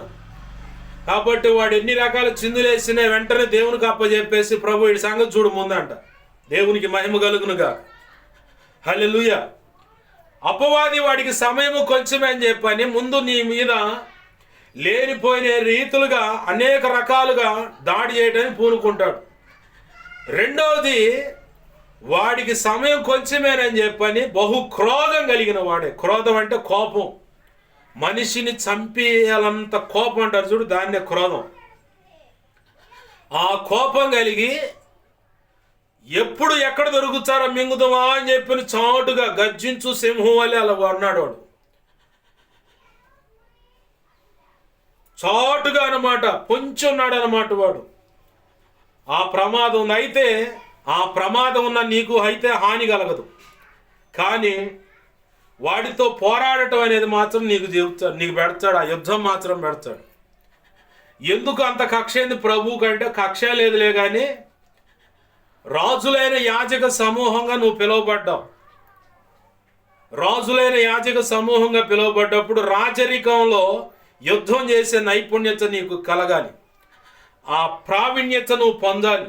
పొందినప్పుడే యేసు ప్రభు వారి పక్కన ఆయన సింహాసనం మీద నువ్వు ఒక పట్టమహిషి అంటే ఒక రాణిగా ఉండి లోకానికి, లోకస్తులకు అపవాది ప్రేరేపించిన ప్రేరణను బట్టి తిరుగుబాటు చేసిన కొంతమంది చీకటి బిళ్ళంలో బంధించబడ్డారు దోతలు. వారికి త్రోసివేయబడ్డ మధ్యాకాశంలో సంచరిస్తూ ఈరోజు నీ మీద, నా మీద అనేక రకాల దాడి చేస్తున్న దుష్టుడు, వాడి సంబంధితులు, ఈ సమస్తానికి నువ్వు తీర్పు తీర్చాల. తీర్పు తీర్చాలంటే ఇక్కడ న్యాయము, అన్యాయము, యుద్ధ నైపుణ్యత అనేది నీకు తెలియలేదనుకో, ఆడ పోయిన తర్వాత నువ్వు చేసేది ఏముండదు. ఈ పరంపరలోనే కొన్ని అనుభవాల్లో దేవుడు నడిపిస్తా, కొన్ని అనుభవాల్లో నడిపిస్తా, కొన్ని విలువైన పాఠాలు నేర్పుతూ ఆల్మోస్ట్ ఇంకా కొన్ని దినాల్లో నువ్వు దీవెన పొందబోతున్నావు. ఆ సమయంలో కూడా దేవుడు పరీక్షిస్తాడు. అది ఎక్కడుంది బైబిల్లో సాక్ష్యం అంటే, యోర్దాను నది ఎదురుగా ఉంది. ఓ ప్రాంతానికి వచ్చారు ప్రజలు, నీళ్లు లేవని సడగటం మొదలుపెట్టారు. మోషే అంతకుముందేమో నా మీద తిరుగుబడతారేంది, నన్ను అడుగుతారేంది అన్నవాడు.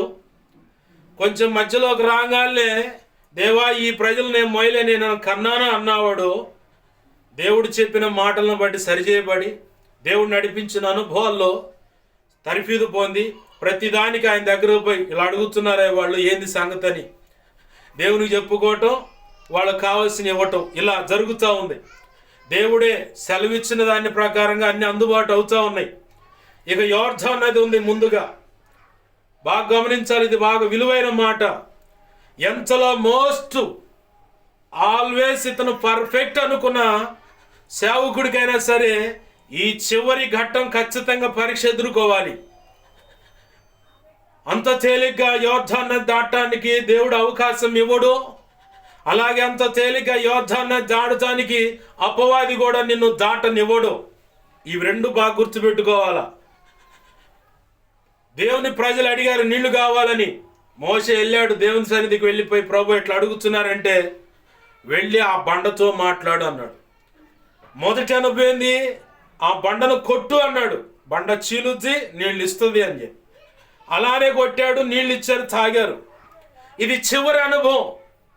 ఈరోజు ఒకవేళ ఈ నా మాటలు వింటున్న దైవజనుడా, దైవజనురాలువైనా, ఒకవేళ సంఘ పెద్దవైనా, పరిచారకులైనా, విశ్వాసులైనా సరే బాగా గమనించాలి. ఇది విలువైన మాట.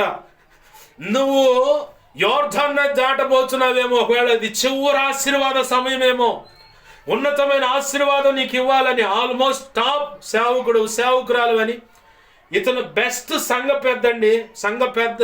పెద్ద అని చెప్పని ఆడగూతురైనా మగవాళ్ళైనా పరిచారకులు ఇతను బెస్ట్, ఈమె బెస్ట్ అండ్ అని చెప్పుకున్న విశ్వాసులో చాలా పర్ఫెక్ట్ అండ్ అని చెప్పాను అనుకున్నా, యోర్దాన్ నది దగ్గర ఈ అనుభవం నీకు ఖచ్చితంగా ఉంటుంది. నీకైనా నాకైనా ఎవరికైనా ఉంటుంది.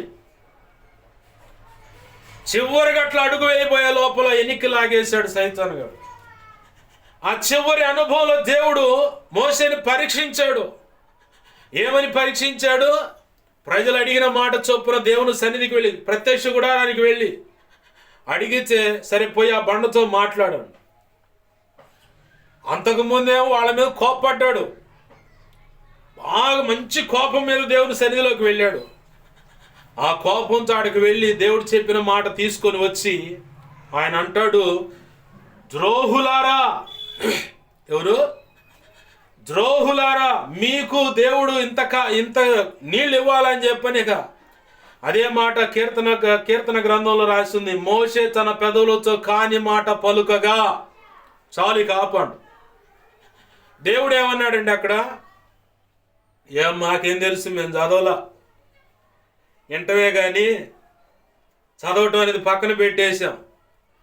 చదువు ఉంది కానీ మేము చదవం, మాకెందుకు అవసరం లేదు, మేము బాప్తీసం పొందలేదుగా, బాప్తీసం పొందితే కదా మాకు అవసరం అని అనుకుంటే నువ్వు ఇంకా చీకటిలోనే బతుకుతున్నావు. బాప్తీసం పొందినా పొందకపోయినా ఖచ్చితంగా బైబిల్ చదవాలి.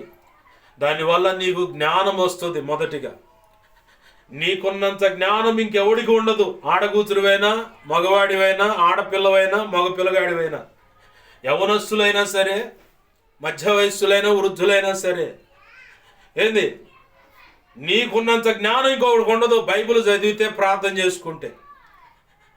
దేవుడు అన్నాడు, ఈ సభ్య సమాజం ఎదుట నా ఆత్మను గౌరవించలేదు నువ్వు మోషే, ఇక చాలు, ఆ కొండెక్కి చచ్చిపో అన్నాడు. కనాను దేశాన్ని నువ్వు చూస్తావు కానీ కనాను దేశంలో అడుగు పెట్టావు, ఆ కొండకి చనిపోయాడు. ఏం మాట్లాడాల మోషే? ఇప్పుడు మూల వాక్యంలోకి వచ్చే, ఇప్పుడు ప్రసంగం మొదలవుతుంది.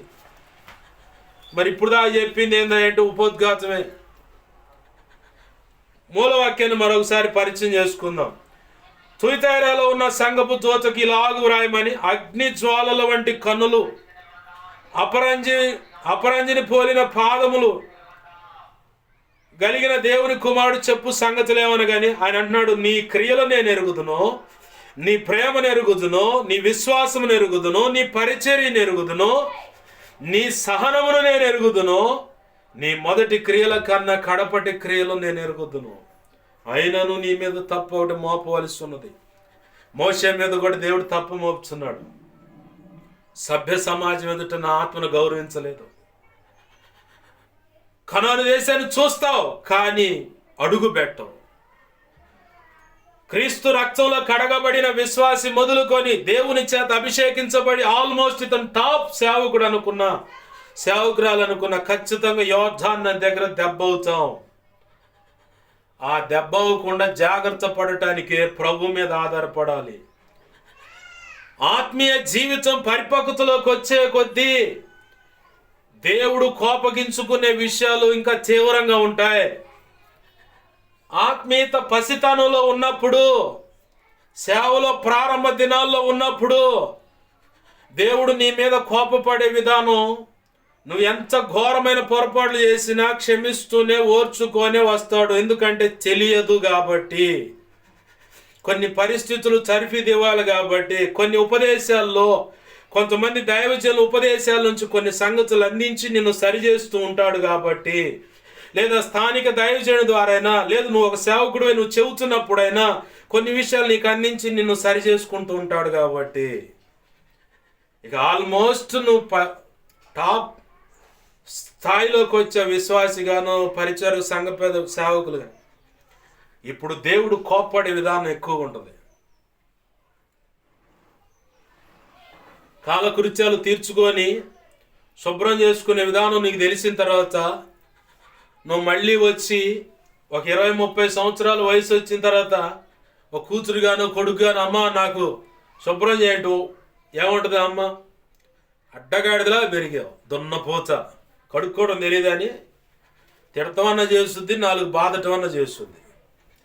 ఈ వ్యవహారం యాడ్ నుంచి మొదలైతే తెలుసా మీకు? 6 లేదంటే 5 సంవత్సరాల కానించి మొదలైంది.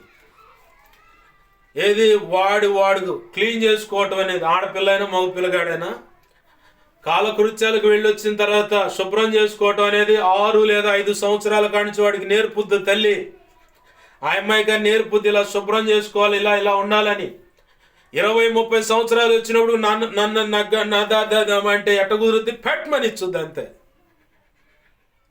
బాప్తిసం పొందిన తర్వాత కూడా అంతే. పరిచారకులు, సంఘ పెద్దలకు, సేవకులకు ఉన్నా కూడా అంతే, పగిలిపోద్ది అనమాట, మామూలుగా ఉండదు. దేవుడు అంత ఘోరంగా కోపగిస్తాడు. ఈరోజు ఈ మాటలు వింటున్న ఒక దైవజనుడా లేదంటే ఒక దైవజనురాలువా, సంఘ పెద్దలు, పరిచయాలు, విశ్వాసులా, బాగా గుర్తుపెట్టుకో. దేవుడు అంటున్నాడు, నీ మీద నేరం మోపాలనుకుంటున్నాను అంటున్నాడు. ఏంటయ్యా నేరం అంటే, నీ జీవితంలో దేవునికి నచ్చనటువంటి పొరపాటు జరిగింది. ఆ పొరపాటును బట్టి పశ్చాత్తాపడుతున్నా, కోపగించుకుంటున్నావు, ఇంకా విసుక్కుంటున్నావు. నేను దైవ చిత్తాన్ని ప్రకారంగా అడుగులు వేశానని నిన్ను నువ్వు మోసపరుచుకుంటున్నావు, భ్రమలో బ్రతుకుతున్నావు. దేవుని ఉగ్రత కాచుకోనుంది, సరి చేసుకోవడానికి అవకాశం ఇస్తున్నాడు దేవుడు. సరి చేసుకోవడానికి అవకాశం ఇస్తున్నాడు. ఎలా అవకాశం ఉంది? ఎక్కడంటే, వాస్తవానికి మోషేని ఇజ్రాయేలు సభ్య సమాజం ఎదుటే చంపేయాలి. అన్ని సంగతులు బాగా తెలుసు. మోషే గురించి ఏమన్నాడు దేవుడు? ముఖాముఖిగా నేను మాట్లాడతా, ఒక స్నేహితుల్లాగా. భూమి మీద అతను వంటి సాత్వికుడు ఎవరు లేరు. తన తోడబుట్టిన అన్న కోపగించుకుంటే వ్యతిరేకంగా ఒక అన్య స్త్రీ విషయంలో పెళ్లి చేసుకున్నాడు, ఏందిరా నువ్వు అని చెప్పని పోయారు. ఈ రోజులో ఒకవేళ దైవజనుడికి తల్లిగానో, తండ్రిగానో, చెల్లెలుగానో, అక్కగానో, తమ్ముడుగానో, అన్నగానో ఉంటే, బంధువులుగా ఉంటే, నీ తలంపులు, ఊహల, ఆలోచనలు, హృదయంలో, మనస్సులో మొట్టమొదటిగా ప్రారంభమయ్యాయే బయటికి కనపడకుండా, నోటి మాటగా బయటికి రాకుండా జరిగాయి. ఏంది? అక్కడ ఏదైనా మొదలైతే అప్పటి నుంచే ఇక దంచుకుంటూ వస్తూ ఉంటాడు, దరువు వేస్తాడు. నా దైవజనుడి విషయంలో, నా దైవజనురాలి విషయంలో నువ్వెందుకు ఇలా అనుకున్నావు? నీ తలంపుల్లో, ఊహలు, ఆలోచనలు, హృదయంలో, మనస్సులో ఎందుకు అనుకున్నావు అని చెప్పని ఆ నుంచి దరివేయటం మొదలు పెడుతున్నాడు ఆయన. తర్వాత నోటి మాట వచ్చిందా, ఇక ఆయన స్టైల్లో ఆయన కోటింగ్ ఇచ్చి కొన్నాళ్ళు మంచంలో పెట్టో, రోగానికి అనుమతించో, నీకున్న మంపు కాస్త పూర్తికి దిగిందాకా పని చేస్తాడు. ఇది ఒక స్టైలు. ఇంకోటి ఏంటంటే, కొన్ని నష్టాలు చూపిస్తాడు, చావు దగ్గరగా చూపించి పక్కకు తప్పిస్తాడు. యాక్సిడెంట్ పూర్వమనో, ఏదైనా వస్తువు వచ్చి మీద పడే రీతిగాను దగ్గరగా వచ్చింది చావు. కానీ చావు ఎమ్మడిని ఆ ప్రమాదం తప్పంగానే, అయ్యో పలానా వ్యక్తి గురించి ఇలా అనుకున్నా, క్షమించు అనుకుంటా. బాగా గుర్తుపెట్టుకోవాలి. మోషే సాత్వికుడు అని చెప్పాడు కదా, ఇవన్నీ జరిగాయి కదా, బాగానే ఉంది. మరి ఇక నువ్వు కానాన్ దేశానికి రావంటాడు ఏంది?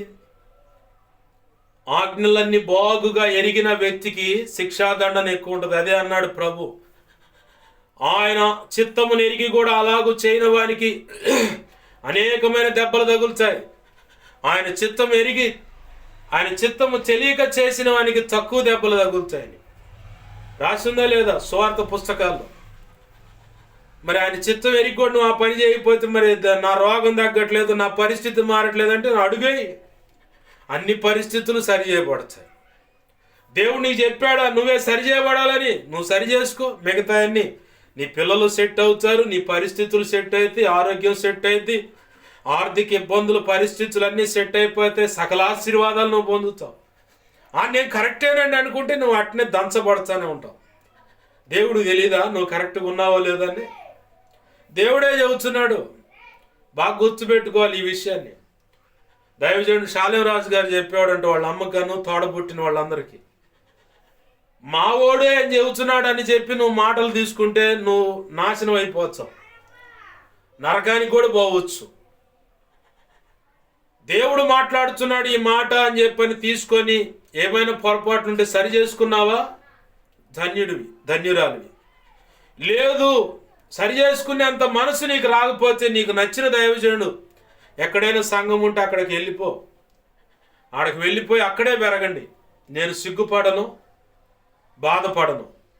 కారణం ఏంటంటే నేను చెబుతా, మా అబ్బాయే మాట్లాడుతున్నాడు, మా తమ్ముడే, మా అన్నే మాట్లాడుతున్నాడు అనుకుంటే మీరు తేడా పడతారు. నా నోట దేవుని మాట ఉందని మీరు గుర్తిస్తే, లోపాలు ఏమన్నా దేవుడు చూపిస్తే సరి చేసుకోండి. అప్పుడు మీరు ప్రయోజకరమైన పాత్రలు అవుతారని.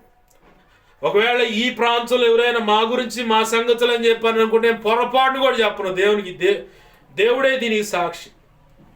ఎవరిని ఉద్దేశించి నేను చెప్పను, ఎవరిని ఉద్దేశించి కూడా నేను వాక్యోపదేశం చేయలేదు ఇంతవాటికి. నేను సేవ మొదలుపెట్టిన కాడి నుంచి ఇప్పటి వరకు ఎవరిని ఉద్దేశించి నేను మాట్లాడలా. దేవుడు అనుమతిస్తే ఆ సందర్భంలో మాట్లాడిన అనుభవాలు ఉన్నాయి, కానీ నా బుద్ధిపూర్వకంగా ఇంతవాటికి వాక్యమే చెప్పటం జాతకాలు. నాకు సిద్ధపడాలని ఉంటుంది చాలా, కానీ నేను చెప్పనీయలే ఇంతవాటికి. ఆయనే చెబుతా ఉన్నాడు. బాగా గుర్తుపెట్టుకోండి, మోషేకి శిక్ష ఎలా వచ్చిన సందర్భంలో ఇటు వచ్చాం. అతను భూమి మీద సాత్వికుడు అని చెప్పాడు. నా హృదయం, నేను ఒక స్నేహితుడితో మాట్లాడుతాను ముఖాముఖిగా, కళలు, దర్శన, స్వప్నాల ద్వారా గూఢమైన మాటలు నేను మాట్లాడిన మోషేతో అన్నాడు. సూటిగా మాట్లాడుతున్నాడు. ఇంత అనుభవం ఉన్నవాడు చివరిలో ఒక తప్పు చేస్తే ఏం కనికరించవచ్చు కదా. క్రీస్తు సింహాసనానికి నీతి న్యాయాలు ఆధారమై ఉన్నాయి, కృపా సత్యాలు ఆధారమై ఉన్నాయి. అయితే నీతి న్యాయము ప్రశ్నిస్తుంది యేసు ప్రభు అని. ఆ కారణాన్ని బట్టే శిక్షించాడు. కృపా సత్యమేమో బచ్చములాడి ఉంటాయి. కనాను దేశాన్ని చూపించి ఇంతకాలం ప్రయాసపడ్డాడు కదా అని కనాను దేశాన్ని చూపించుంటాడు. అయితే ఆ కొండకి చనిపోమంటే చనిపోయాడు. మళ్ళీ ఇక్కడ కృప పనిచేస్తుంది.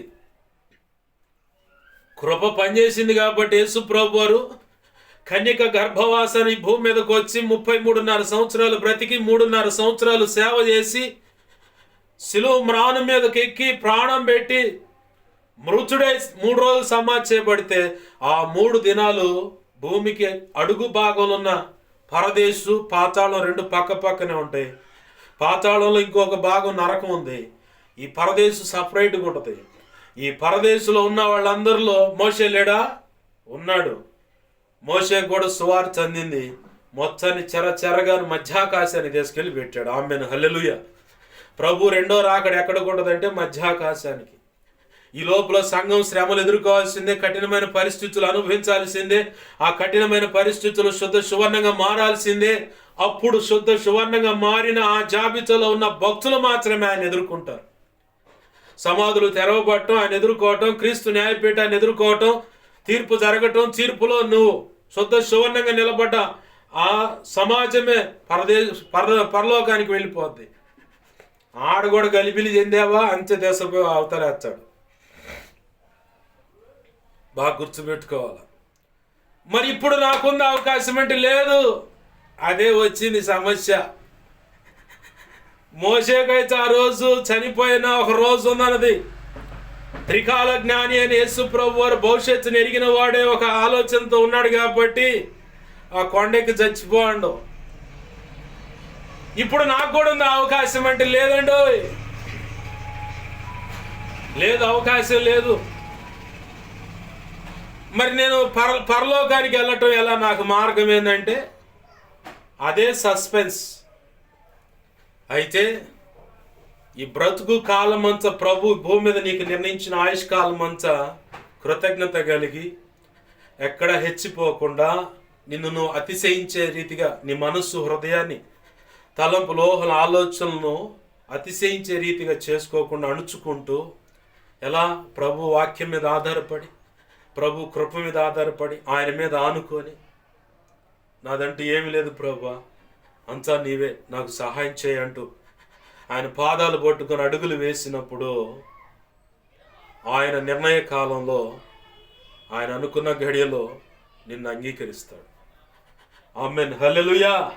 అయితే ఎంతకాలం ఈ భూమి మీద ప్రభు నీకు నిర్ణయించిన ఆయుష్ ఉన్నంతకాలం ప్రభు కృప మీద ఆధారపడాల్సిందే, వాక్యానుసారంగా అడుగులు వేయాల్సిందే, ఆయన మీద ఆనుకోవాల్సిందే. పరిశుద్ధాత్మ దేవుడు ఎలా నడిపిస్తే అలా అడుగులు వేయాల్సిందే, ఆయన చెప్పిన పని చేయాల్సిందే. నేను పరలోకానికి వస్తానా లేదా అన్నది సస్పెన్స్, ట్విస్ట్ అన్నమాట. ఇదే దేవునికి మహిమ కలుగును గాక. ప్రభు అన్ని క్రియలు బాగానే ఉన్నాయని మోషే దగ్గర ఒక చిన్న లోపాన్ని ఎతికాడు, లోపం దొరికింది కాబట్టి మోషే కాగన్నాడు. ఈరోజు నీతో కూడా మాట్లాడుతున్నమాట, అన్నీ బాగున్నాయి కానీ ఒక లోపం దొరికింది. అదేంటో నీకే బాగా తెలుసు. నేను చెప్పటం కంటే దేవుడు అంటున్నమాట, నా సొంత మాట కాదు. నువ్వు ఎక్కడ లోపం ఉంది, నీకు దేవునికి మధ్యలో ఎక్కడ లోపం ఉందో నీకే బాగా తెలుసు.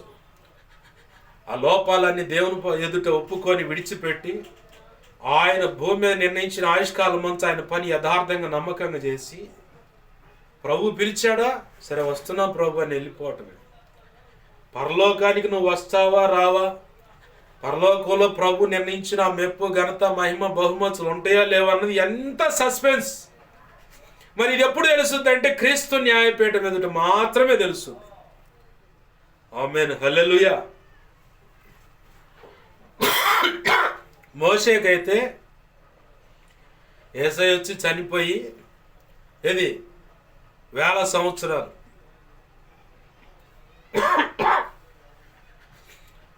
ఆయనే యేసు ప్రభు వారి మోషేకి మళ్ళీ సువార్త చెప్పి తీసుకొని పోయాడు. నీకు ఇప్పుడు మళ్ళీ యేసు ప్రభు వారి కన్యక గర్భాన్ని పుడతాం, 33.5 సంవత్సరాలు ఆయన బ్రతకటం, 3.5 సంవత్సరాల సేవ, ఉమ్ములు నిందలు అవమానాలు, చెమట రక్తం అవటం, కొరడాల దెబ్బలు, 3 మేకులు నాటబడతాం, భూమికి ఆకాశానికి మధ్యలో విరాలాడటం, దొంగల మధ్య ఈ సెక్షన్లు ఏమి లేవు. నీకు ఉందల్లా డైరెక్ట్గా క్రీస్తు న్యాయపీఠం మీద నిలబడాలి. అందుకే కృపాకాలం అనుకున్నా ఒక్కొక్కడు తాట తీసే కాలం ఇది. ఆడపిల్ల అయినా మగపిల్లగాడైనా, ఆడకూతురైనా మగవాడైనా సరే రక్షణ పొందిన తర్వాత విశ్వాసిగా పరిచయాలు సంఘ పెద్దలు సేవకులను ఒక్కొక్కడు తాట తీసే రోజులు ఇవి. కృపాకాలమే.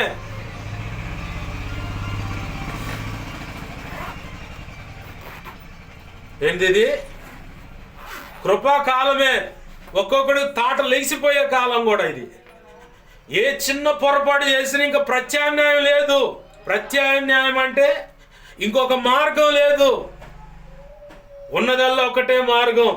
మొదటిగా ప్రభు యొక్క యేసు శిలువలో నల్లగొట్టబడిన దానికి సాదృశ్యమైన శరీరము రక్తం తీసుకునే కాడ ఒప్పుకొని విడిచిపెట్టడం, ఏమి దాచుకోకుండా.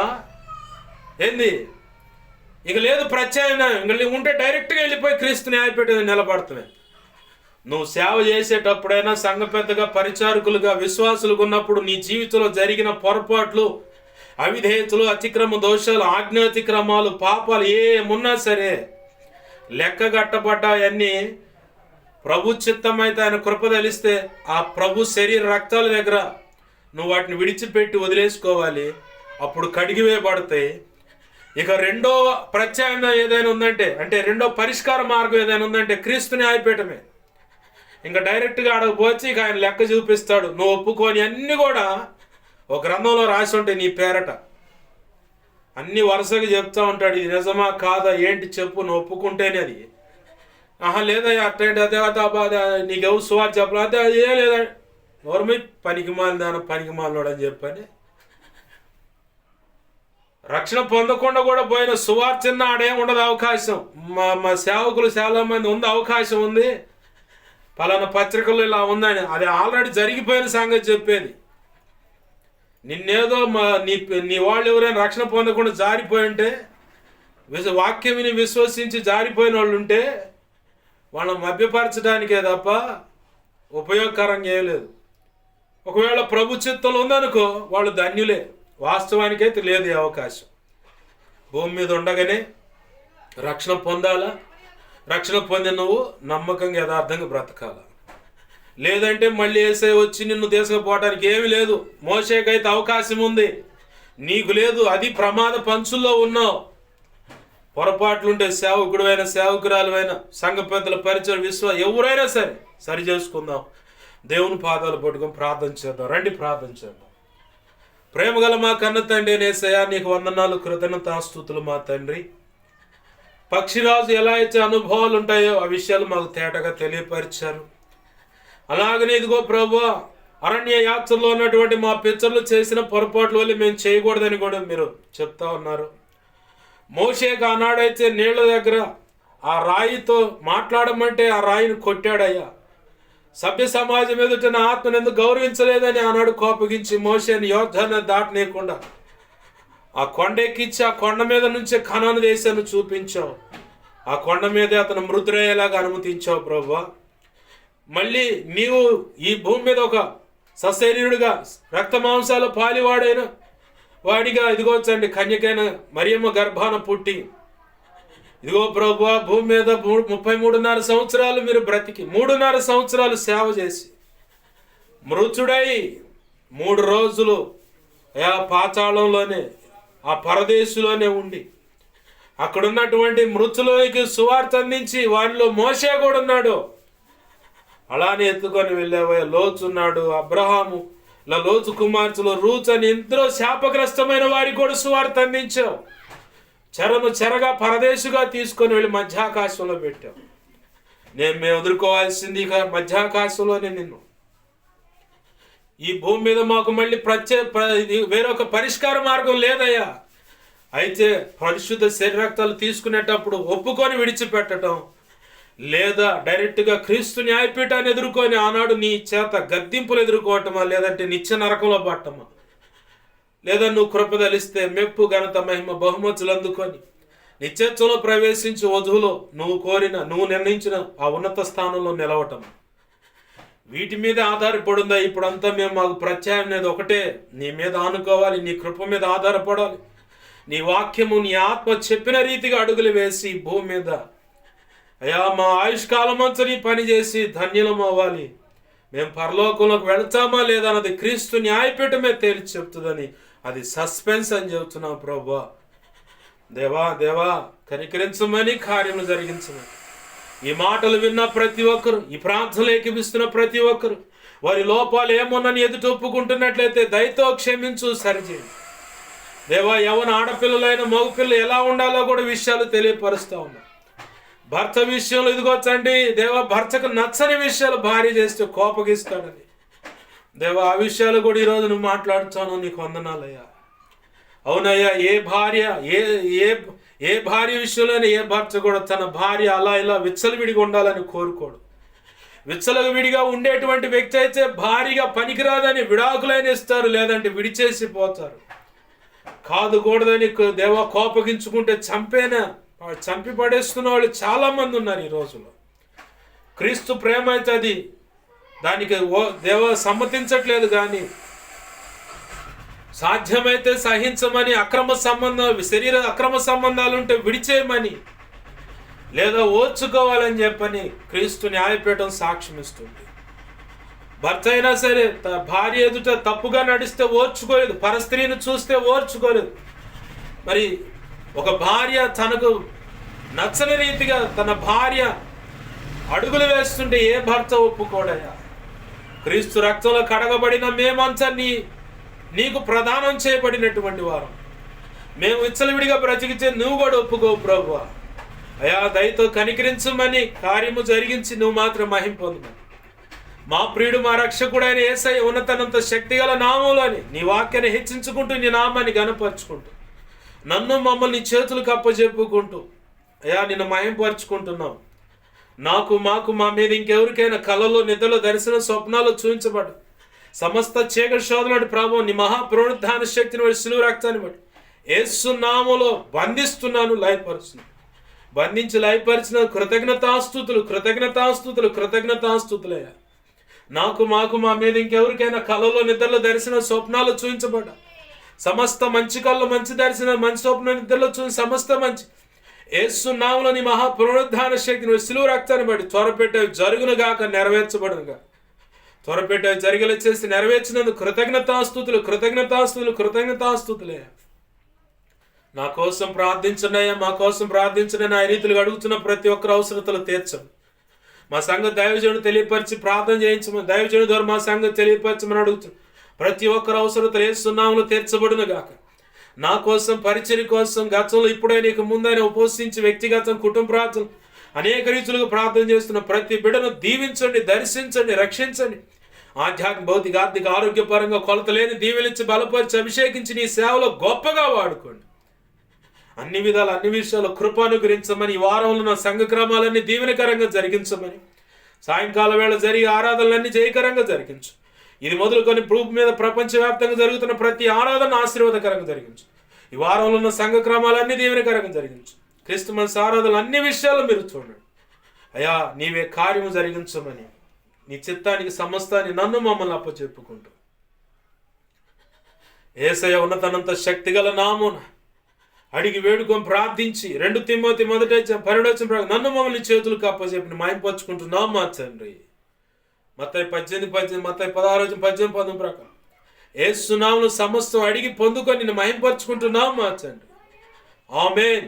ఇప్పుడు మన తండ్రి అయిన దేవుని ప్రేమయు, ఆయన ప్రియకుమారుడైన యేసు క్రీస్తు వారి కృపయు, పరిశుద్ధాత్మ దేవుని అన్యోన్య సహాయ సహవాసము సమకూడిని ప్రార్థనలు ఏకీపిస్తున్న ముందు ఏకీపించబోతున్న వీడియో ద్వారా వింటూ ఏకీపిస్తున్న అలాగనే సార్వత్రిక సంఘంలో ఉన్న సకల పరిశుద్ధులకు, ప్రభు ప్రేమించి ఇచ్చిన ఈ పరిచర్యకు, ఈ పరిచర్య ద్వారా ప్రారంభించబడిన సంఘాలకు, సంఘ బిడ్డలకు సహకరిస్తున్న వారికి, సోషల్ మీడియా ద్వారా వాక్యాలు విని బలపడి వెంబడిస్తున్న వారికి, ప్రభు చెప్పిన దాన్ని బట్టి వెంబడిస్తున్న దైవజనులకు, సంఘ పెద్దలకు, పరిచయ విశ్వాసులకు, ఇన్ఛార్జి అందరికీ నిత్యత్వము చేరి పర్యంతరం సదాకాలము చూడండి.